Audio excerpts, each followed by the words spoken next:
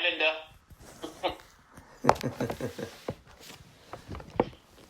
Donc, on va regarder Genèse 11. On va finir Genèse 11. Et on est vraiment en train de sauter parce que Genèse 11, c'est une généalogie. Et on pourra regarder à travers... Peut-être chaque nom en Genèse 11 est une histoire. Mais on n'a pas le temps. Mais on voit ici verset 10. Regarde, je vais demander, Denise, peux-tu lire? 11-10, 11-10, et comme sauf après avoir lu 10, va à 26 jusqu'au fin du chapitre. Ok, ça marche.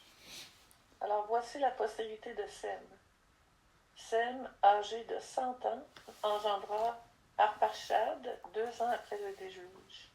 Sem vécut, après la naissance d'Arpachshad, 500 ans, et il engendra des fils et des filles. 26, tu m'as dit 26, c'est ça? Jusqu'à la fin du chapitre. Ok.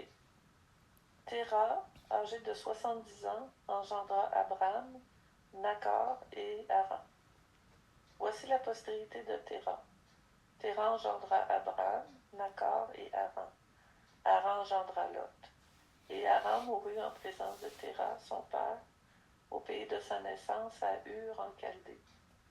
Abram et Nachor prirent des femmes. Le nom de la femme d'Abram était Saraï, et le nom de la femme de Nachor était Milca, fille d'Haran, père de Milca et père de Gisca. Saraï était stérile, elle n'avait point d'enfant. Térak prit Abram, son fils, et Lot, fils d'Haran, fils de son fils, et Saraï, sa belle-fille, femme d'Abram, son fils. Ils sortirent ensemble d'Ur en Chaldée pour aller au pays de Canaan. Ils vinrent jusqu'à Charan, et ils s'y habitèrent. Les jours de Térak furent de 205 ans, et Térak mourut à Charan. Ah, Seigneur, ils sont vieux. Mais c'est en train de nous parler de quelque chose. Merci pour ta main. Qu'avec toutes les choses qui peuvent arriver, Seigneur, de la création jusqu'à aujourd'hui, à quel point que la terre a tremblé, puis on a eu tellement de bouleversements, que ce soit physique, Seigneur, ou que ce soit parmi les hommes qui ont projeté des empires qui ont monté, qui ont tombé. Ta main garde sa place. Et ce que tu as désiré, où tu veux nous emmener, tu as décidé on va arriver. On voit ta main, Seigneur. On voit la grandeur de ta main. Merci, Seigneur. Aide-moi à juste transmettre, partager qu'est-ce que j'ai ressenti à travers ce chapitre-là, Seigneur. Amen. Amen. C'est intéressant. Qu'est-ce qui est en train d'arriver? Donc, on a commencé verset 10. Donc, qu'est-ce qu'on a ici, c'est, selon verset 10, La postérité de Sem. la postérité de Sem. L'autre place qu'on voit la postérité de Sem, c'est en Luc chapitre 3. Il y a une je n'ai pas noté le verset, mais le généalogie en Luc 3, c'est pourquoi? Je n'ai pas compris la généalogie en Luc 3. La généalogie en Luc 3. Il y a une raison pourquoi il est là. Ah, c'est pour montrer que... C'est pour montrer que Jésus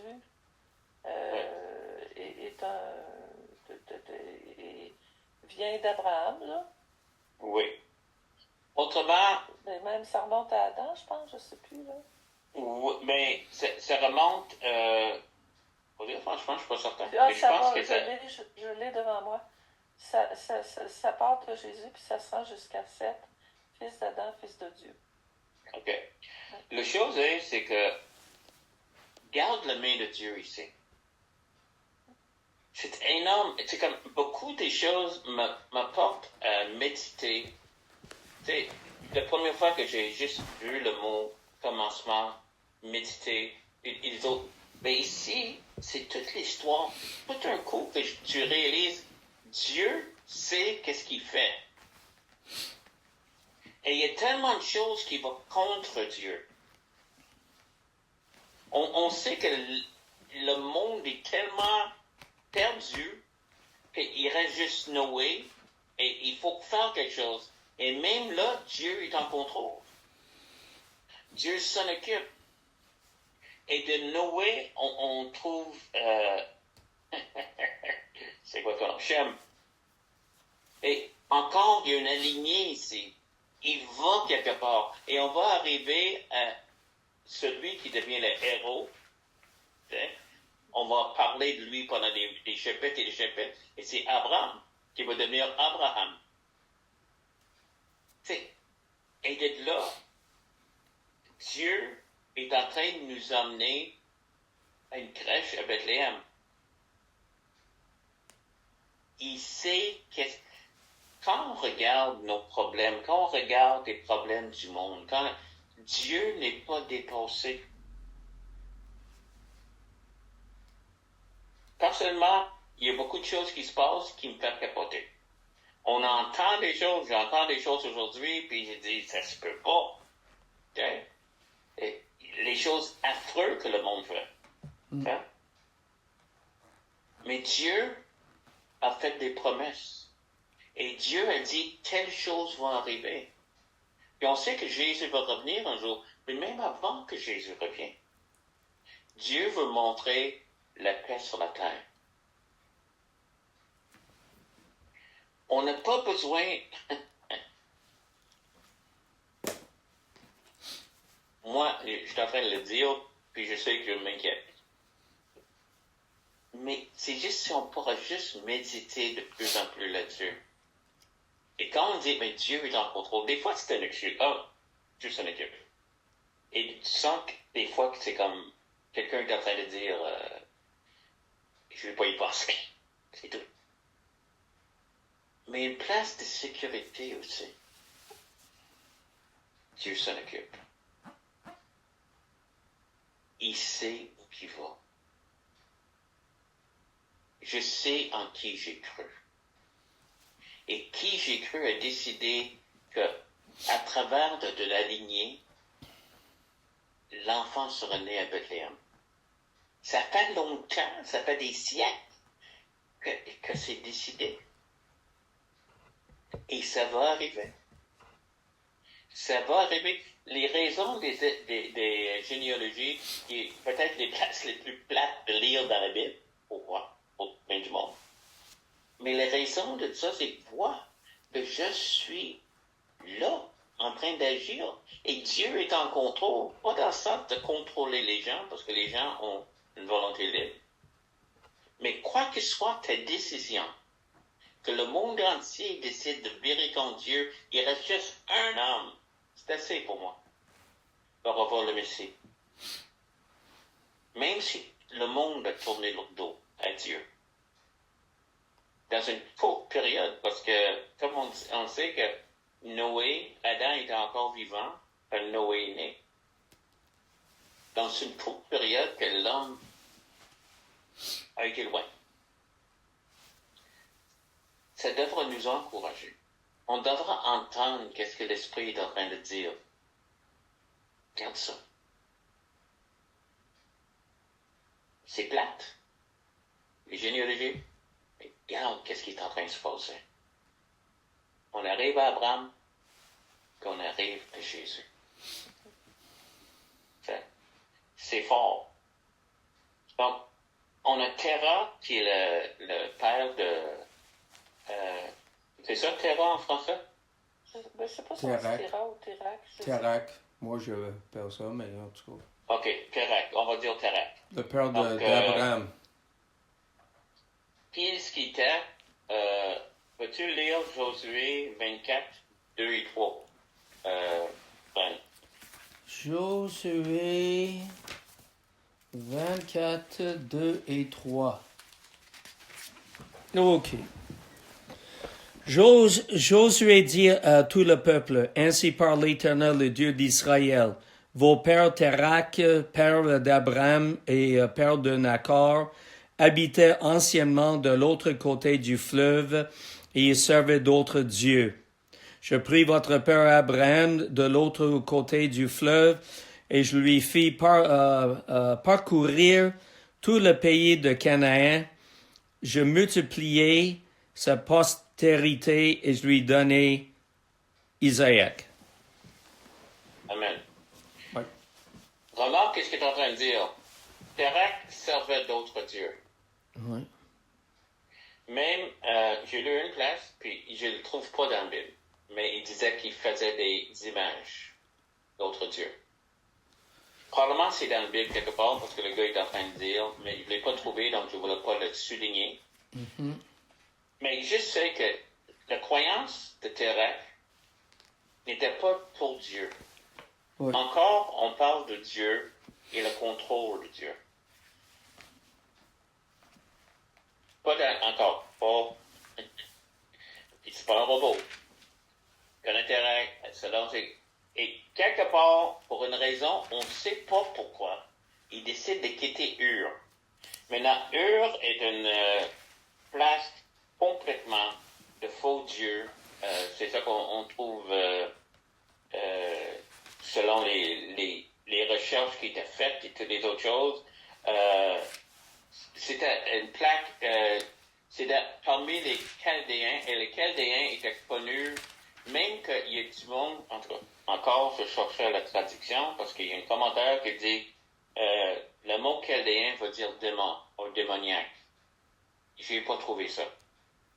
Mais ils étaient fortement des pratiqueurs contre Dieu. Ur était un centre de ça. Donc, au milieu de tout ça, Dieu inspire un gars, ou le tente, ou je ne sais pas comment, de partir. Verset 31, Terach prit Abraham, son fils, et Lot, fils d'Aran, fils de ça. Oh!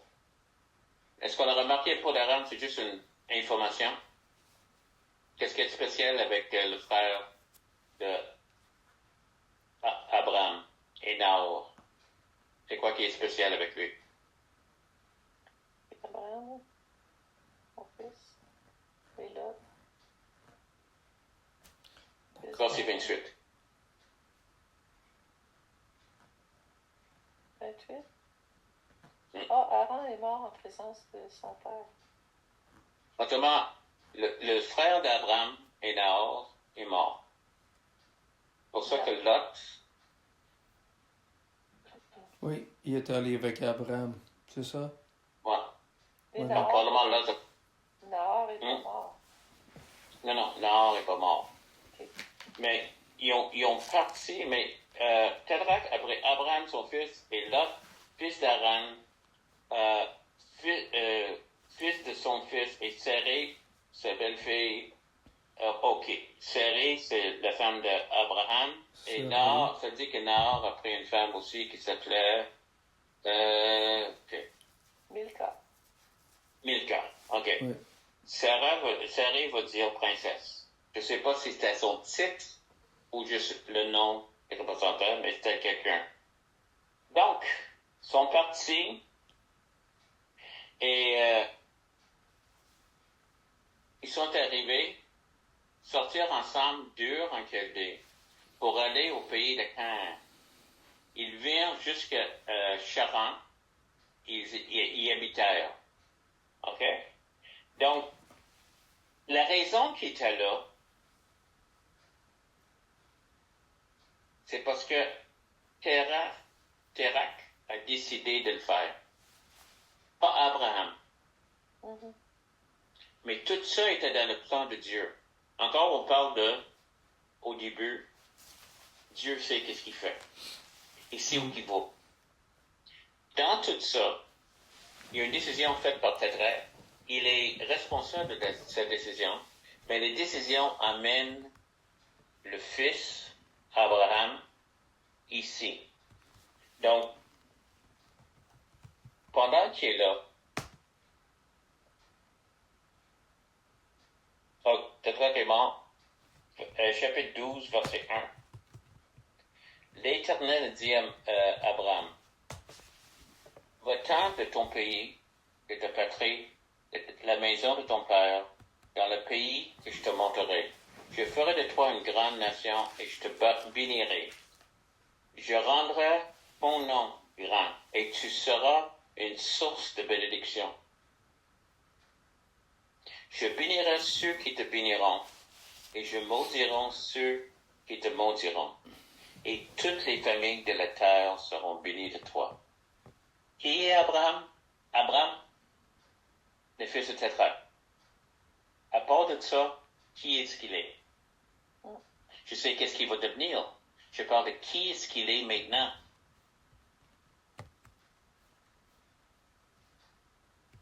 C'est incroyable. C'est comme, regarde qu'est-ce qui est en train de se passer. Dieu parle et il entend. Combien de personnes est-ce que dans nos vies que Dieu parle si clairement? Mais il vient d'un peuple complètement contre Dieu.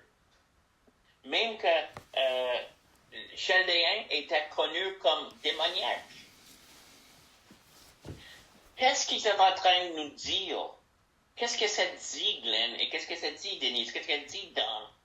Qu'est-ce que Dieu est en train de nous dire ici?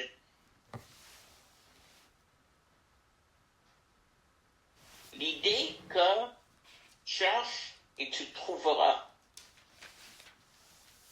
Et peut être sauvé. Tout le monde sur la terre. Si on n'est pas sauvé, parce qu'on ne cherche pas. Et que c'est païen, il n'y a pas d'écriture, il n'y a rien, il n'y a pas clair d'avoir une église, il n'y a certainement pas église.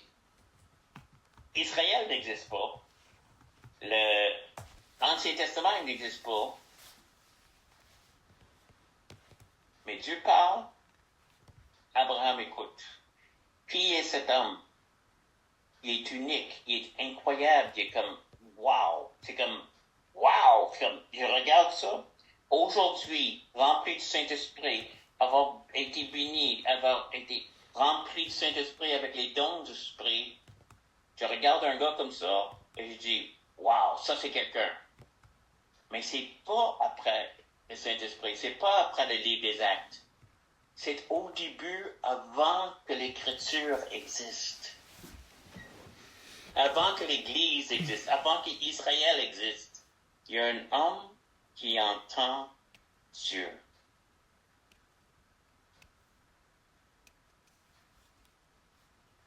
Ça nous dit, c'est le désir de Dieu de communiquer. C'est ce que Dieu veut. Est-ce qu'il méritait? Probablement que non.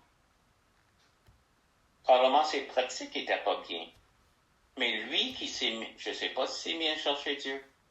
Je ne sais pas s'il y a quelque chose d'autre qui s'est arrivé. Mais le héros des Juifs et des musulmans, parce que c'est le père de ça aussi, des chrétiens, le père, n'était pas entraîné pour devenir un représentant de Dieu.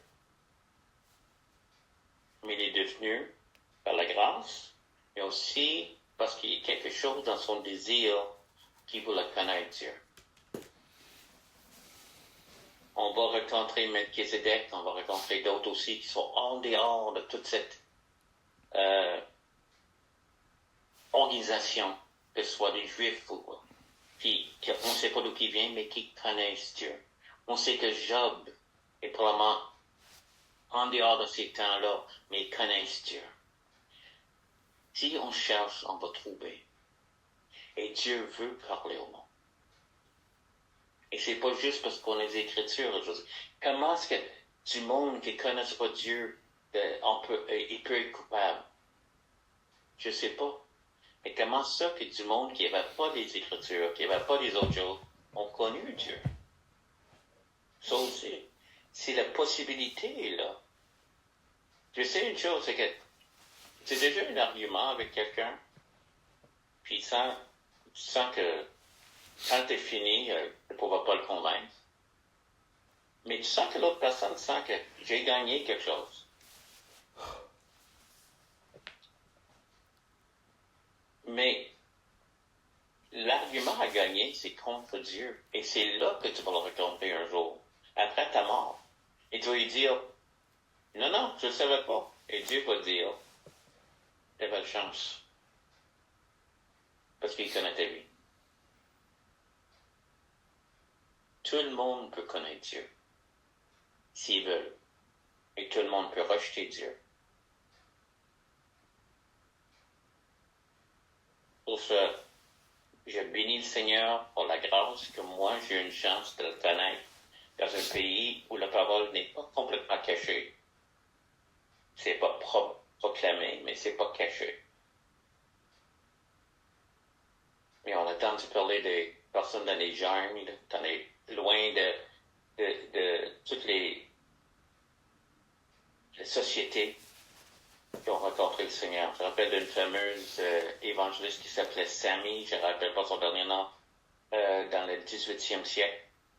Un noir qui était dans les jungles de l'Afrique, qui a vu une lumière, il a cherché Dieu, puis il était sauvé.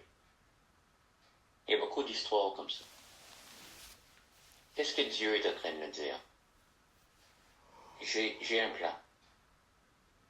Et dans mon plan, il y a le Sauveur.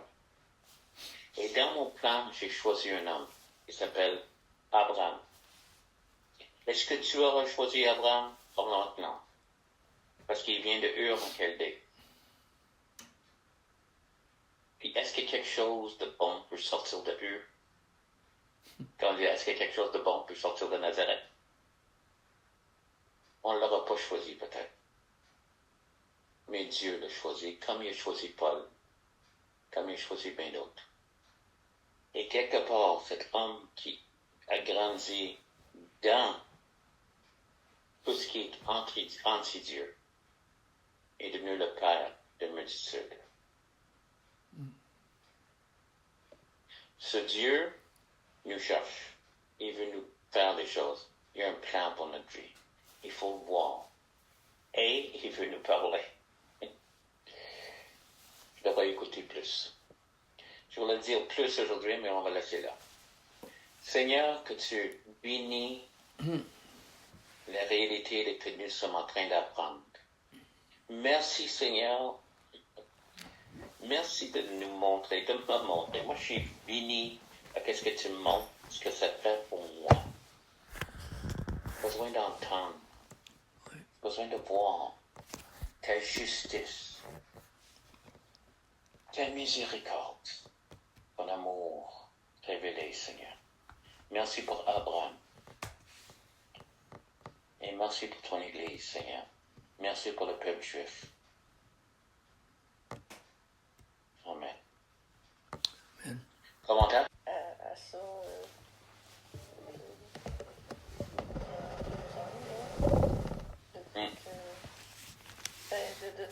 de réfléchir à ça, là, qui sortait d'un endroit où il y avait beaucoup de gens qui priaient les démons et tout ça. Là, je trouve ça bon. Pas vraiment bon. Ouais. Et je vois la grâce de Dieu là-dedans. Et un jour, j'aimerais ça, quand on se rend, même parler avec lui, c'est un autre que je veux parler avec. Un peu comme le monde veut parler avec Noé à propos de son temps sur l'arche. J'aimerais ça parler à Abraham. Dire, comment ça que t'es arrivé là, toi? Ouais. Puis c'est assez fascinant plus loin, tu sais, quand on dit que l'Éternel apparut à Abraham. Amen. Tu dis, c'est quoi cette affaire-là? C'est ça. En tout cas, Impressionnant. Et encore, c'est que, comme, si ça nous arrive aujourd'hui, dans l'église, avec du monde rempli du Saint-Esprit et tout ça, là, moi, je suis impressionné. Mais là, c'est quelqu'un qui n'a pas ça. Il n'y a pas ça autour de lui. C'est comme, Ouais. et ça me capote. Ça me capote. C'est ça. Ouais. Ah.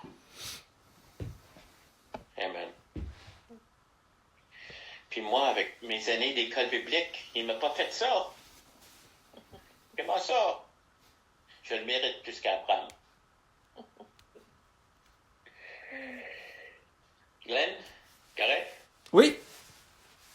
Good. Donc, oups, on va arrêter ça. So, Linda, sois bénie. Recording stopped.